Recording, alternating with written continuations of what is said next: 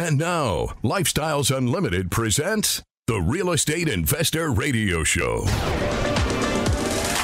Over the next hour, we unfold your map to financial freedom. You'll learn how to retire through investing in single-family and multifamily real estate. You'll learn how to create cash flow and build wealth so you can have the time and money to live the lifestyle you want. Welcome to the Lifestyles Unlimited Real Estate Investor Radio Show. I'm Mike Harrison, and as always, we're working on your financial freedom. I want to thank you for joining me today. How many of you have heard the term forever renter? Forever renter. We're starting to see that term more and more lately. We've reached a point where there is a growing demographic of our society, and they consider themselves forever renters. And honestly, look, I'm a real estate investor, but the idea of the forever renter saddens me. It concerns me. You would think a real estate investor would love the idea of the forever renter. And look, there have always been forever renters. This is not anything new, but it's a growing demographic, and it's a subject that is gaining some traction within the media, and it's getting thrown around quite a bit. But honestly, as a real estate investor, I'm not excited about that. Now, for the right reasons, I'm excited. I mean, think about, do you know that you can retire and book a room on a cruise ship? Like a retirement, literally retire, and there's a cruise ship that will travel, and maybe there's more than one, literally around the world. You can live on this cruise ship for the rest of your life. You can retire and live on it and literally travel around the world. Now, that type of forever renter, that sounds like a lot of fun. That sounds exciting. Well, maybe it's a lot of fun for 1 or 2 years, and then you're ready to get off the boat and go do something different. Or I think of the couple that retires and they've done everything right. Maybe they've got some excellent passive income and they just want to live somewhere new every 1 or 2 years, different cities or what have you. Those are all romantic. Those are neat to think about. But the other side of that coin, the forever renter, for the wrong reasons, is not necessarily that great. And I think about the housing industry. Literally, it's the bellwether of the economy. The more houses that are built, sold, occupied, the better the economy. New home buyers are typically new families. That's also good for society, and it's good for economy. But the term forever renter just seems to kind of have that negative connotation. It's a negative outlook on the future. And I want to talk a lot about, well, today's show is going to be all about the forever renter, but it just has that negative connotation. When you see it, you're thinking, wow, there's millions of people that they're not happy, and they have this negative outlook and this victim mentality, and maybe there's some reasons for it, maybe there's not. Maybe some stuff is being exaggerated. We're going to get into it. This show may be a bit controversial for some of you, and I'm going to offer the reasons that they say are creating the forever renter, and I'm going to do my best to get through this show without getting tar and feathered, because I'm going to put my opinion here at the end of the show. I hope you can stay with me. This might get a little crazy, but you see, everyone is using this crutch, the interest rates, the economy, the inflation. Everyone's using that as a crutch to be the victim, and hence the forever renter is this growing demographic of society, and literally they're just putting themselves in this group. Well, who are you? I'm a forever renter. I'm just going to give you a little bit of background, and I'll start with my mom. My mom grew up dirt poor. I mean, dirt poor, fatherless, in the worst of circumstances. She was working from a very young age. She left home when she was 16. And she succeeded, okay? She succeeded through sacrifice, through intelligence, through hard work, through wit, and yes, effective investing. She knew sitting on dollars was the worst thing she can do, and so she was always putting those dollars to work. She wasn't a real estate investor, but she invested in what she knew and what she understood at the time, and it worked for her. And at the end of my mother's life, she had a paid-for home on a very popular golf course. She had traveled the world. I mean, Hawaii, Hawaii probably a dozen times, Italy, England, Spain, you name it, the Caribbean, Mexico, all of that. She had succeeded in life. And if anyone could have just said, well, because of this and this and this, and I'm a victim, and so I'm a forever renter, so I'm not even going to try, and I'm just going to have this negative outlook on everything, that wasn't her. And for myself, how did I grow up? Well, my dad left us when we were 10. He was out of the picture. Times were tough. My mom often worked 2 to 3 jobs. Was life tough, and were things expensive back then? Everything was expensive back then. But no matter how little we had, we never did without. And a portion of everything my mom earned was invested. It was absolutely invested. And everything of that I am today that I learned from her. She knew sitting on cash was the worst thing that could happen. And look, when I was 12, I was doing odd jobs around the neighborhood. When I was 14, I worked for a contractor after school on weekends. At 15, my mom took my birth certificate and whited out the date and made a copy, and then took it to a typewriter and then typed in a different date and made it look like I was 16. And I got a job at the local grocery store. So a forged, hey, I guess I'm admitting it. This was a long time ago. We forged my birth certificate, made it look like I was 16 so that I could work at the grocery store. I worked at the grocery store. I did well. I got a raise. I ended up managing the entire produce department. But where I'm going was we weren't victims. We didn't find a reason to become the forever renter. This show, where we're going, is the fact that there's this entire subset of people out there that are now just calling themselves forever renters, and it doesn't need to be that way. I'm Mike Harrison. If you have any questions or comments or want to learn how to get started as a real estate investor, please send me an email, and I do respond personally to every email I get. My email address is askmike@luinc.com, askmike@luinc.com. I was talking about the growing demographic of society that considers themselves forever renter. So I started looking that up on the internet. I found a couple of articles about the forever renter. We're going to go through those, and you're going to hear a lot of reasons. You're going to hear a lot of reasons why people are considering themselves forever renters. And it's not necessarily by choice. Look, there's that group of people that says, look, I'm never going to buy a property. I'm always going to be a renter. Good for them. They're doing it of their own accord. They're choosing it. But I'm talking about a different group of people that they're down. They're just saying, well, I'll always be a renter. And you're going to hear a lot of reasons. You're going to hear it's because of the cost of homes. You're going to hear it's because of interest rates. You're going to hear it's because of debt. You're going to hear it's because of college loans, etc. And yes, obviously, those play a factor. But maybe I'm a different breed. I see this as a mindset problem, not a victim problem. And at the end of this show, we need to pay attention because we're real estate investors, we're property owners, and we are in an age where anytime there's a new quote-unquote class, whether it's created by politicians or the media or a group of folks, this victim mentality, then what's going to happen is politicians pay attention to this class, and then they start doing things that they think are going to earn them favor for this particular class. And the forever renter, there's going to be politicians in certain areas, certain cities, that are going to go, oh, because of the forever renters, it's not their fault. We're going to do this, and we're going to punish property owners. So we need to pay attention to that. And we'll talk a little more about that here coming up in not too long from now.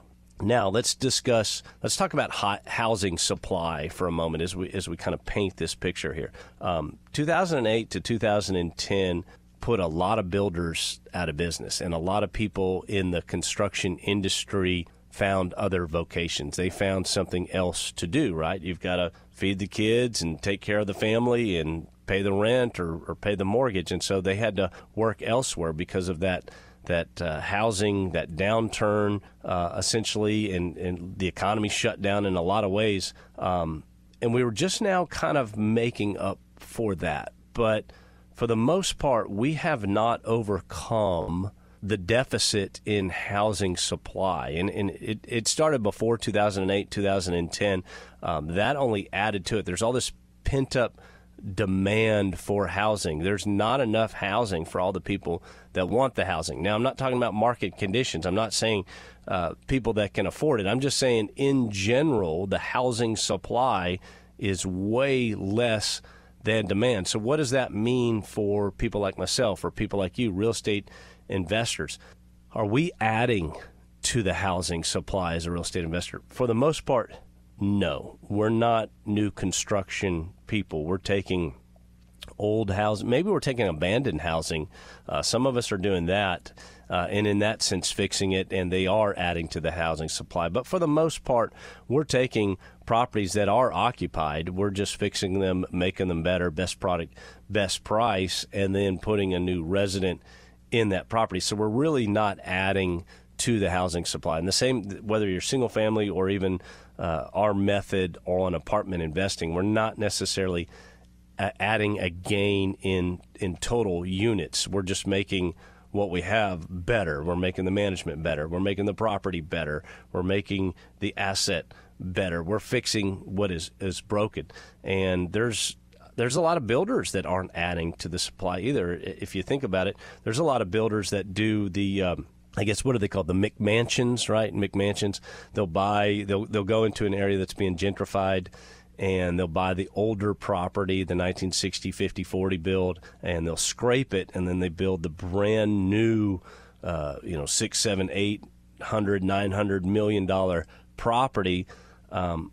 They're not adding to the housing supply either at all. In fact, I think what they're doing is they might even be increasing demand on a small scale, one unit at a time, because they're taking away the everyday 322 just modest workforce housing product, and they're putting this, as I called it, the McMansion sort of property on there, which is a high end. It's a very expensive. So they're changing who can essentially live in that particular unit financially.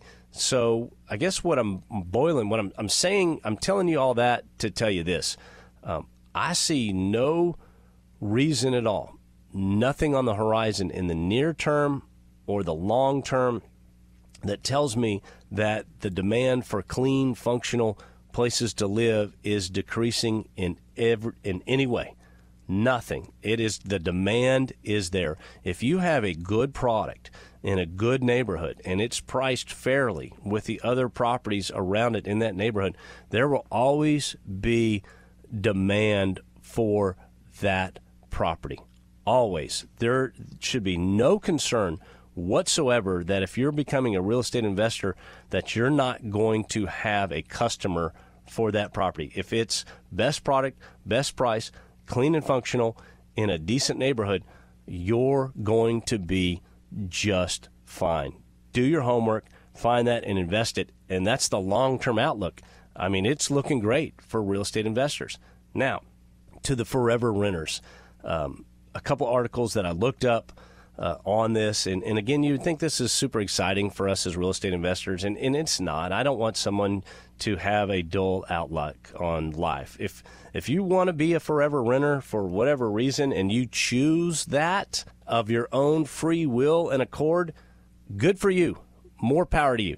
But again, I think anyone who has this negative outlook on, well, I'm a forever renter because of this and this and this and this, and that's just not good for society. That mentality, that downtrodden victimhood is not good for anybody. And then if politicians start paying attention to this group of people, whether this has been created or what have you, that's not good either, because they start making decisions that really hurt everybody at the end of the day, and they never fix the group of people that they're trying to fix. They're doing it for other reasons, I guess. But when you look at it, I found this article, and it's called Meet the Forever Renters. 1 in 3 is priced out of buying a home, and it's by Kristen Bove, B-O-V-E. I think I'm saying that right.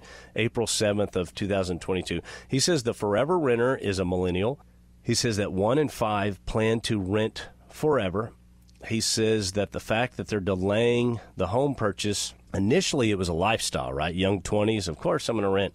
But now as they're getting older, they're saying, well, now it's not a lifestyle choice. It's a reality. And they're saying, one, it's because of the housing market in 2022. And the quote here is, soaring costs for homes and increasingly severe debt burdens means that 1 out of every 3 renters is getting completely priced out of the home buying market. And that's according to Redfin. We're going to pick it up on the other side and continue discussing the forever renter. My name is Mike Harrison. You're listening to the Lifestyles Unlimited Real Estate Investor Radio Show.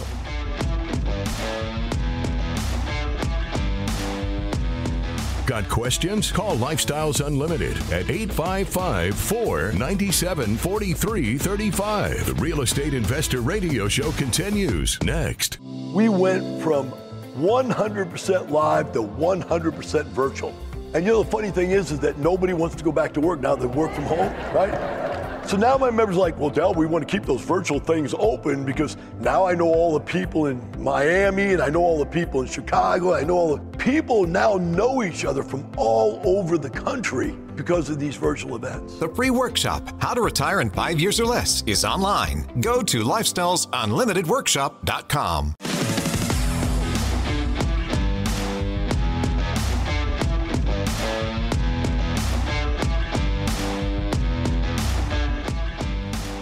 Welcome back to the Lifestyles Unlimited Real Estate Investor Radio Show, where, as always, we're working on your financial freedom. I'm Mike Harrison, and I want to thank you for joining me today. If you have any questions or comments about today's show, my email address is askmike@luinc.com. I'm here to help. Now, there's 4 ways you can consume the content of the Lifestyles Unlimited Radio Network. Everyone has a smartphone.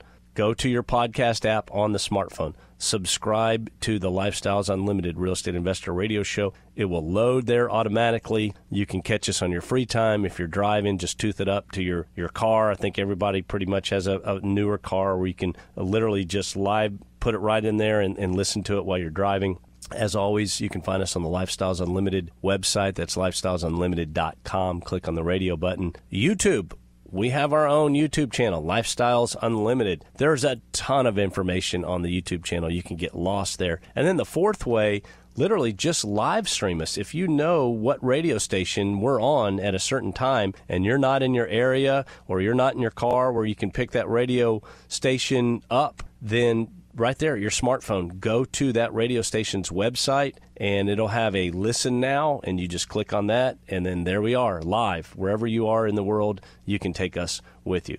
Today we're talking about the forever renter, and it seems to be a growing demographic amongst us, and really it's a lot of people. There's a lot of articles on the website about the quote-unquote forever renter.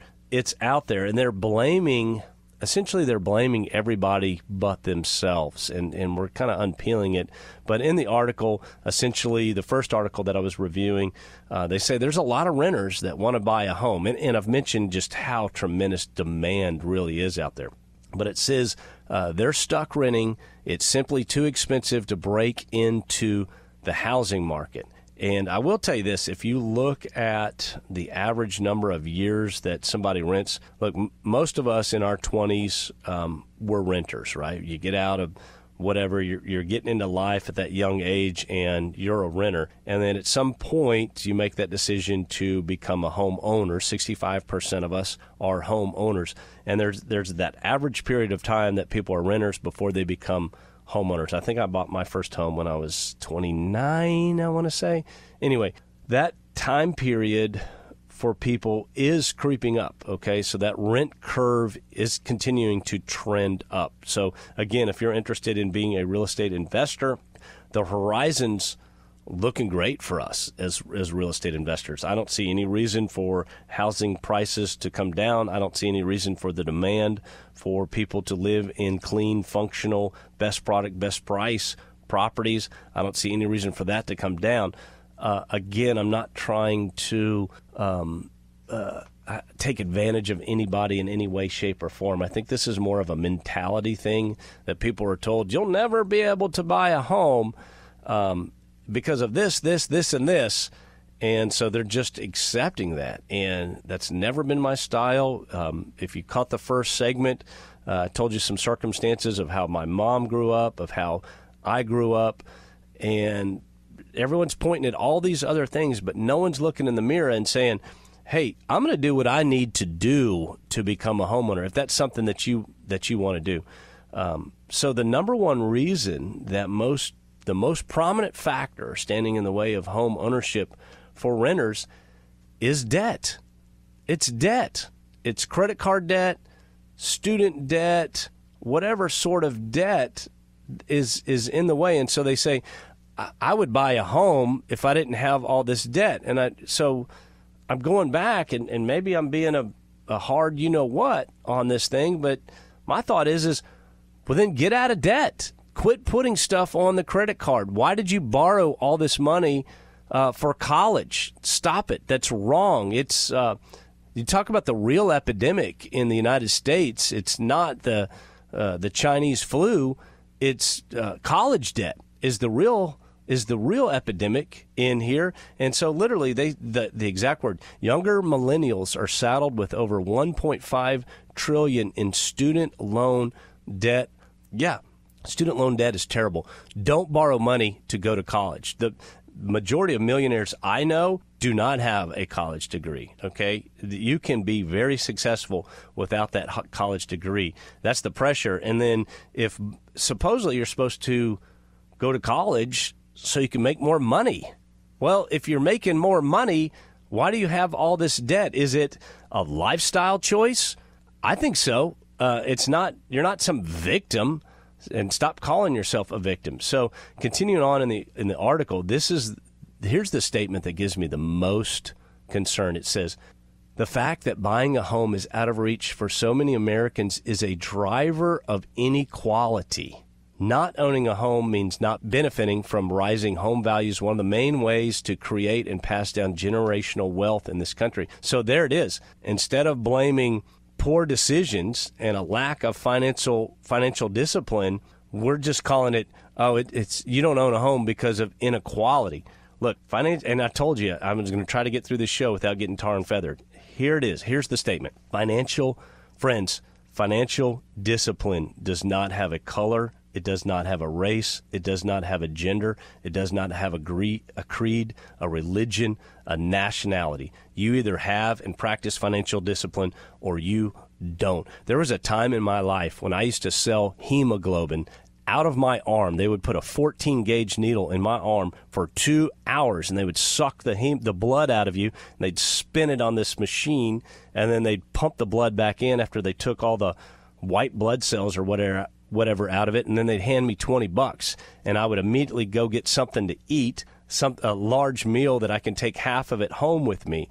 So you either have financial discipline or you don't. I don't want to hear about, well, I can't buy a house because I have all this student loan debt and I have all this credit card debt and I'm a victim and it's the way the system is set up. If you want to buy a house, you change your life today and you start making those decisions so that you can buy that house tomorrow. I did it. Thousands, millions of other people have done it, but it continues on. There's another article that I found. It says how forever renters are changing real estate as we know it. Okay, so in this article, they come back and they say the cost of a home is at an all-time high in the United States. Correct. I agree with that.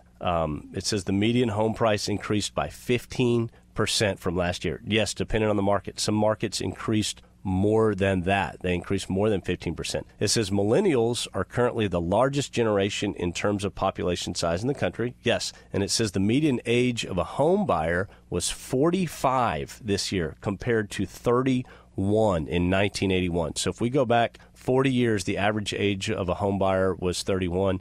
I told you I bought my first one at 29. And what did we do to buy our home? I remember with my wife, we were back on that financial diet. Maybe you've heard me use that term before, but you go on this financial diet for 2 or 3 or 4 years prior, and you change your life so that you can set that. If that's your goal, you change your life. But I find that it's interesting that the average home buyer is 45 today compared to 31 in 1981. And the article goes on and it says, as homebuyers get older, other milestones such as having kids, getting married, and retiring end up getting pushed back.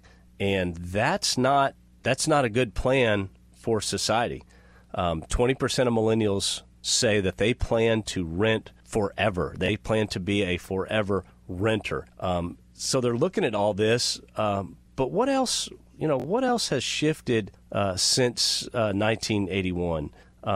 A lot of things have shifted. It's not just the idea that it's acceptable to have credit card debt. It's acceptable to have student loans. It's acceptable to have a lifestyle of instantaneous gratification. No one's saying that. They're just blaming it on the cost of a house and saying, well, that's why you're a forever renter, and they're not really accepting maybe what the real reasons are. I'm Mike Harrison. If you have any questions or comments or would like to learn more about real estate investing, please send me an email, askmike@luinc.com. I'd like to invite you to our Wealth and Passive Income Expo and Masters Tour. That's February 15th through 18th, 2023, Irving, Texas, at the Toyota Music Factory. Great venue, excellent hotels, lots of restaurants. We're going to pack the place. A lot of breakout classes on real estate investing. You can come network. You can meet other like-minded real estate investors. Get the State of the Union from Dale Walmsley himself. More information can be found at wealthandpassiveincomeexpo.com. That's wealthandpassiveincomeexpo.com. I don't know if tickets have gone on sale yet. I will tell you that the Masters Tour will sell out. If you're interested in the Masters Tour, you need to get your ticket as soon as those are available because that portion of the Wealth and Passive Income Expo will sell out. Now, how many of you out there have heard the term forever renter? Forever renter. We're seeing that term more and more. And it seems that we've reached a point today where this demographic is growing, and it's people that consider themselves forever renters, and it's not the purposeful forever renter. There's a lot of people that choose it as a lifestyle choice. They say, yes, I plan on renting forever. I like that lifestyle. It's what I want to do. I don't like to be tied down to any certain place or physically or geographically, and I want to be a forever renter. That's not what I'm talking about. What I'm talking about is typically millennials, and if you don't know, millennials were born between 1982 and 2000, 1982 and 2000, and so right now they're kind of turning. They're getting close to. Many of them are 40 years old, 35 to 40, but that entire group of people, and a lot of them have just said, I'm going to be a forever renter. I'll never be able to afford a house, and so I will always have to rent. And the biggest reason, really, the number one reason, and I cited a couple of articles here, are because they have debt. So they have chosen a lifestyle of debt, of student loan debt, of credit card debt, of automotive debt. And so they go, well, because I have debt, I can't afford to buy a house, so I'm just going to rent forever. So we know that part can be fixed. And then the other side of the coin, they say, well, besides the debt, housing costs are too expensive. They've gone up, so I'll always be a forever renter. And they cite within one of these articles, they say, and I agree, houses have definitely appreciated. When you print money and the value of a dollar goes down, the purchasing power of a dollar goes down, tangible, hard assets, the value will increase. It's economics 101, okay? So if I can only, if my purchasing power has diminished, then the value of assets, like houses, will go up. And the cost of housing has definitely gone up. For one thing, we've seen mortgage rates. They've gone from literally, the world has changed in 6 months. We've gone from mid-twos to nearly 6+%, and those are going to continue to rise. Something else I've talked about on this show many, many times, low housing inventory. There's not enough houses for people that want houses. So you're not valuable if you're not rare. And so what's rare right now is a house. There's not enough of them for everybody that wants them. Also, with the pandemic, the cost of building materials has increased. So it's increased because of the supply chain. but it's also increased again back to that purchase price of the dollar. If you can buy, if your dollar can only buy so much, then a 2x4 is going to go up, a brick is going to go up, a countertop is going to go up, appliances have gone up. So just building materials in general have gone up. Gas prices are real. They're not up 9%, friends. They're up 100% from where they were just 2 years ago. At least in my neighborhood, they are. Gasoline is twice as expensive per gallon. That eats into people's budget. Yes, we use gas. We drive cars. It costs us more. Inflation. We have the highest inflation rate that we've had in 40 years. None of this is acceptable. I'm just telling you, that's how it is.